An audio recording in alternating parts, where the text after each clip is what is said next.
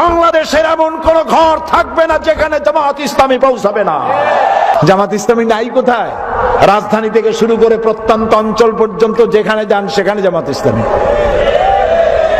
জামাত ইসলামী এই মুজিববাদের প্রশ্নে, এই স্বৈরাচারের প্রশ্নে অভ্যুত্থানের সকল শক্তিকে ঐক্যবদ্ধ থাকতে হবে।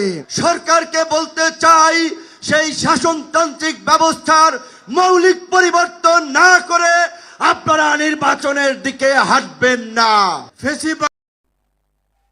আজকের এই জাতীয় সমাবেশে উপস্থিত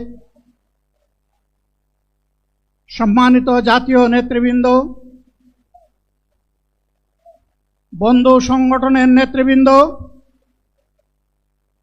শহীদ পরিবারের গর্বিত সদস্যবৃন্দ, 24 জুলাই যোদ্ধাবৃন্দ, আপামর দেশবাসী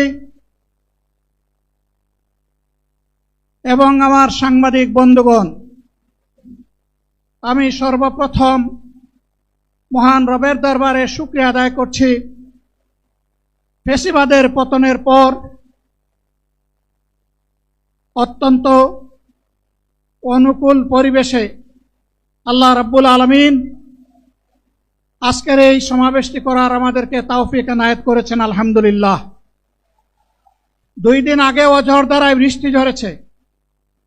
অনেকে আশঙ্কা করেছিলেন কি হবে, মানুষগুলা সেদিন কি শান্তিতে বসে 2টি কথা শোনার সুযোগ পাবে?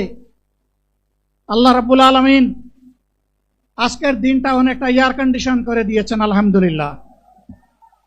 বৃষ্টি নেই, তীব্র রোদও নেই। আল্লাহ তাআলার পক্ষ থেকে তার গোলামদের প্রতি এই যে মেহেরবানি, এর জন্য নত শিরে আরেকবার আমি শুকরিয়া আদায় করছি, আলহামদুলিল্লাহ। সম্মানিত বন্ধুগণ, যাদের ত্যাগ এবং কুরবানির বিনিময়ে 15.5 বছরের কঠিন অন্ধকার যুগের যাতাতলে পিষ্ট হয়ে যারা তিলে তিলে দুনিয়া থেকে নির্যাতিত হয়ে বিদায় নিয়েছেন,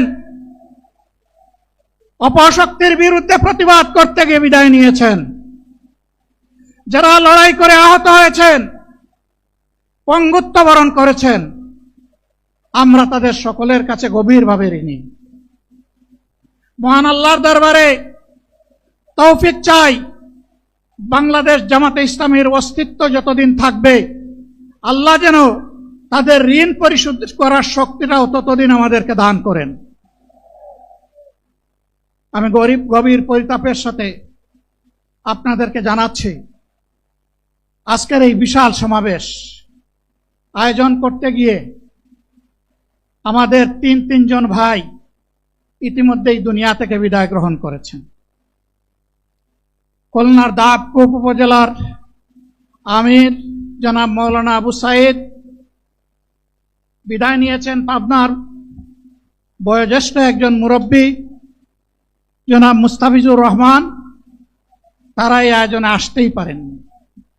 আসার পথেই আল্লাহ তাআলা তাদেরকে তার কাছে তুলে নিয়েছেন। আরেকজন ভাই এখানে অসুস্থ হয়ে তিনিও ইন্তেকাল করেছেন, শাহ আলম।